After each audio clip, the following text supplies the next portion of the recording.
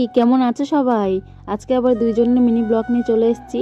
তো সবাই তো জানো যে এখন বল্লা মায়ের পুজো হচ্ছে, মানে এখন অলরেডি হয়ে গেছে যখন ভিডিওটা পোস্ট করব। তো অত দূর তো যাওয়া সম্ভব নয়, তো আমাদের এইখানেই একটা বল্লা মায়ের পুজো হয় গত 3-4 বছর ধরে। তো কোনো বছর সেরকম আসা হয়নি, তো এই বছর ভাবলাম যে না, একটু ঘুরে আসি, মাকে একটু দর্শন করে আসি। তো এখানে চলে এসছে যে, আর মায়ের মূর্তিটা খুব সুন্দর ছিল, মুখটা কত সুন্দর লাগছে দেখো।